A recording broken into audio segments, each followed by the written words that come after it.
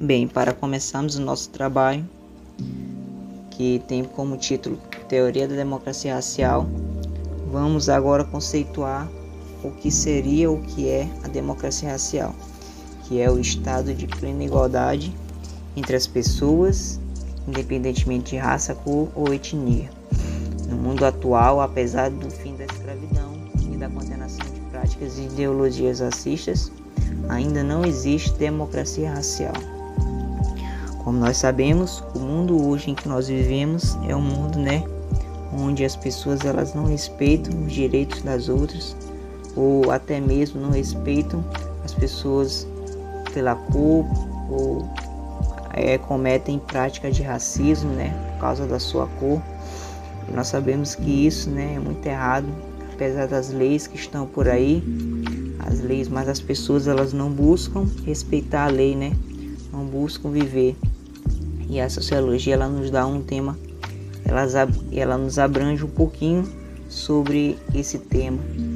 E nós, quando falamos em democracia, em sentido amplo, nós não estamos falando apenas de possibilidade de participação política, não.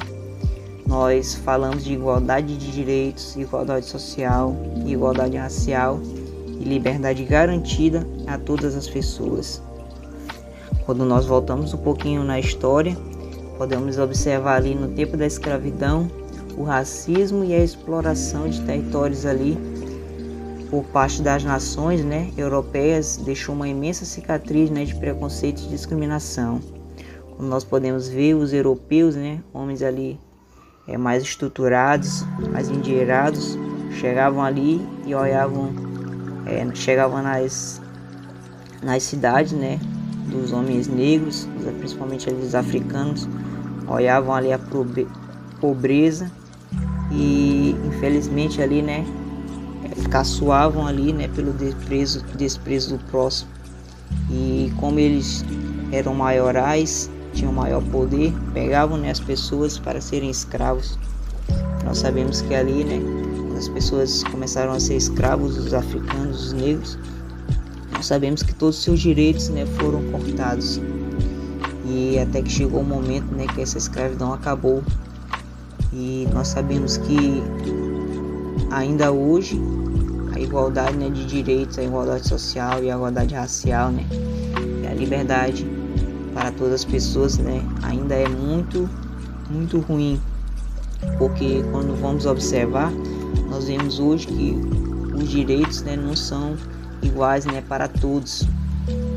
Às vezes as pessoas buscam, olham ali para uma pessoa negra e acham que ali ela deve receber bem menos, não deve receber as mesmas credenciais que ela mesma recebe, Então, a democracia hoje ela não está sendo respeitada, como ela deveria ser.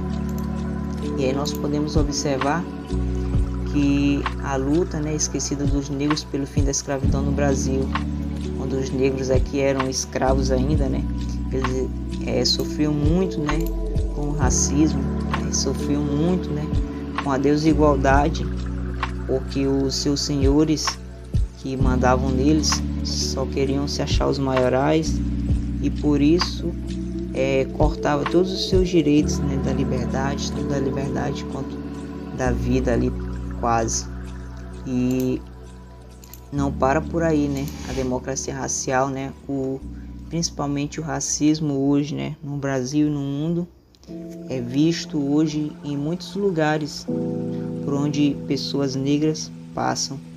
E temos um grande exemplo, de jogadores ingleses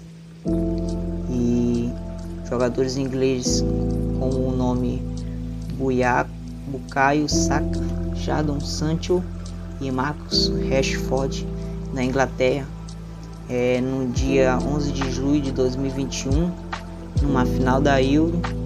Eles foram vítimas ali do racismo nas redes sociais pelos torcedores do time adversário. E aí diz assim, que os torcedores da Inglaterra passaram a enviar mensagens no Instagram e imagens de bananas e de macacos nas publicações de jogadores depois da derrota. E aí um deles falou assim: vocês três são negros, isso é porque vocês são macacos, disse um dos usuários.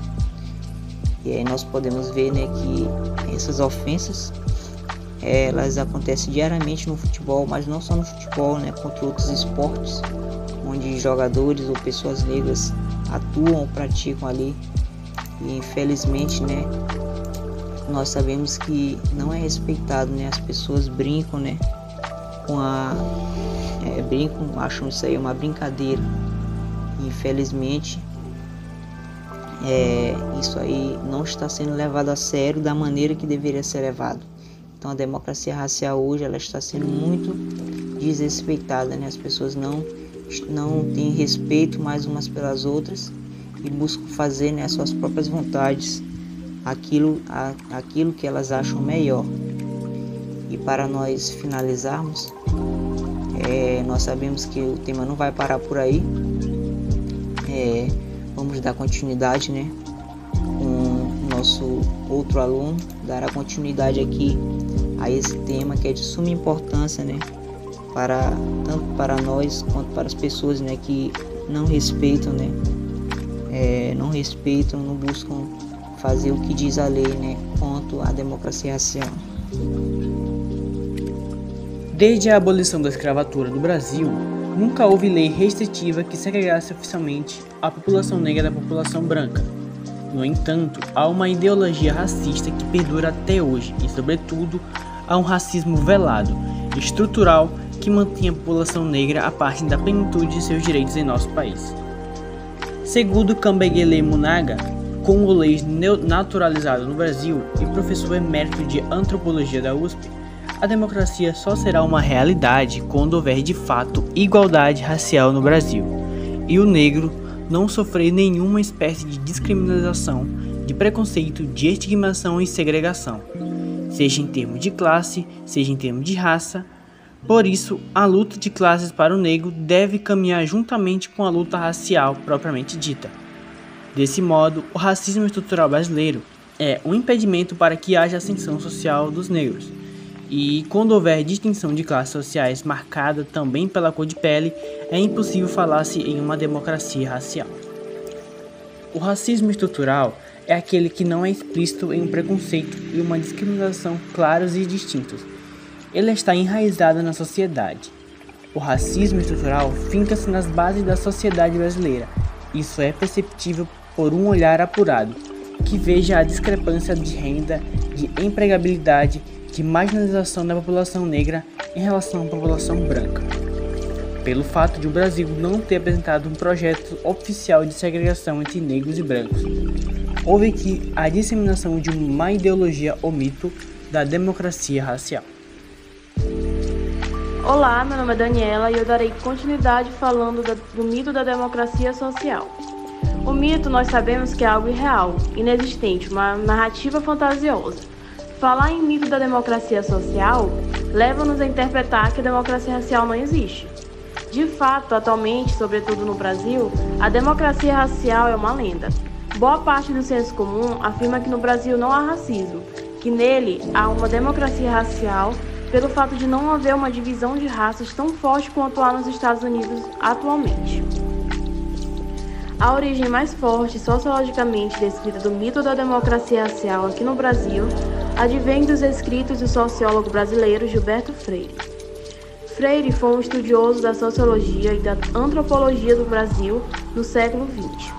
Apesar de situar-se no período pré-científico da sociologia brasileira, quando os sociólogos eram intelectuais eruditos com formações, por exemplo, na filosofia e no direito, mas que ainda assim se dedicavam a estudar sociologia. O pensador pernambucano, ele graduou-se e doutorou-se em Ciências Sociais nos Estados Unidos, desenvolvendo assim uma tese sobre a organização social do Brasil colonial. De fato, dado o fim da escravidão, pode-se constatar no Brasil a grande miscigenação entre negros de origem africana, brancos de origem europeia e índios nativos das terras brasileiras, o que difere nosso país de todos os outros territórios colonizados no Ocidente. No entanto, o racismo persistiu ainda por muito tempo de maneira descarada, pública e impune, e ainda hoje persiste nos âmbitos privados e públicos de maneira velada e estrutural. Agora iremos falar sobre etnia, o reconhecimento das diferenças. A etnia ela é um dos meios contemporâneos de abordar a dinâmica da interação entre os diferentes povos e grupos sociais que compõem a população mundial. O termo etnia ele está diferentemente associado à diversidade cultural, que podemos dizer que é o elemento mais apropriado para identificar os diferentes grupos humanos. E o uso desse termo, ele se refere principalmente aos processos históricos e culturais, que são constituídos por meio da interação social e também enfatiza que as características biologicamente herdadas são pouco significativas para categorizar os grupos sociais humanos. A etnicidade, nesse caso, é a consciência de pertencer a determinada comunidade étnica, constituindo uma identificação com grupos sociais específicos em uma dada sociedade. E diferentemente do termo raça, o que evoca uma distinção dada pela origem biológica, etnia e etnicidade referem-se às práticas socioculturais e históricas de diferentes grupos humanos que interagem entre si. E essas práticas, elas possuem a aceitação e a recepção da diversidade cultural humana como elementos positivos e em processo constante de renovação. E o fato de pertencer a uma etnia não significa que um indivíduo seja biologicamente mais ou menos predisposto a se comportar de determinada forma. De fato, a cultura e as interações socioespaciais vivenciadas por ele moldam sua maneira de ser e sua visão do mundo, distinguindo e singularizando sua identidade individual e de seu grupo social. Esse foi o assunto sobre etnia. Por não carregar sentido biológico, o termo etnia colabora para combater a ideia equivocada de que a humanidade se dividiria em raças superiores e raças inferiores. Isso porque o conceito de etnia enfatiza a cultura e coloca a questão da diferença cultural. Quando usado, faz supor que o indivíduo pode pertencer a um grupo e aprender as características desse grupo, ou mesmo contribuir criando novas práticas ou inovando as já existentes. É bastante comum que o mesmo país abrigue diversas etnias. Por exemplo, estima-se que existam aproximadamente 238 etnias indígenas no território brasileiro, segundo levantamentos do Instituto Socioambiental e da Fundação Nacional do Índio. Com base na noção de etnia, estudos sobre a desigualdade social brasileira passaram a indicar como as relações sociais historicamente construídas no Brasil foram marcadas pelas injustiças vivenciadas pelas vítimas do racismo, do preconceito e da discriminação, sustentadas pela ideia equivocada de raças humanas. Isso foi um passo importante, pois até meados do século XX, as explicações biológicas ainda eram empregadas por boa parte dos estudos sobre as desigualdades sociais. A ênfase dada à etnia e a ideia de diversidade ou pluralidade cultural colocou em xeque as fundamentações biológicas do comportamento humano. Apesar disso, o termo raça ainda se encontra presente no cotidiano das relações sociais em sociedades complexas, como a brasileira, tendo em vista que nesse tipo de sociedade ele foi construído social e historicamente como uma categoria político-ideológica. Porém, os estudos sobre a diversidade cultural passaram a compreender que, quanto mais etnias há, mais plural e rico é o país culturalmente. A difusão desse argumento nas sociedades contemporâneas pelos inúmeros movimentos sociais tem contribuído para a existência de políticas públicas que valorizem e respeitem as diferenças culturais e combatam os preconceitos, o racismo e as desigualdades. No Brasil, esse debate também tem contribuído para o uso combinado dos termos etnia e raça, por meio da étnico-racial. O conceito de multiculturalismo surge na sociedade contemporânea como um meio de combate. Por um lado, uma ideia de homogeneidade cultural fundamentada nas visões de superioridade dos povos colonizadores europeus. Por outro, como desigualdades sociais e diversas formas de racismo, de preconceito e de discriminação social, há ainda quem considere o multiculturalismo um movimento teórico e político em defesa da pluralidade e da diversidade cultural, que o reconhecimento e a valorização da cultura das chamadas minorias. Como movimento político e social, o multiculturalismo é legítimo e diz respeito a reivindicações de culturas dominadas no interior dos países de capitalismo avançado, a luta dos negros americanos, a partir dos inícios dos anos 1960. Pelo acesso a direito e pelo combate à segregação e o racismo. O multiculturalismo pode caracterizar uma sociedade constituída também de identidades plurais, com base na diversidade de etnias, gêneros, outras classes, padrões culturais e linguísticos, habilidades e características.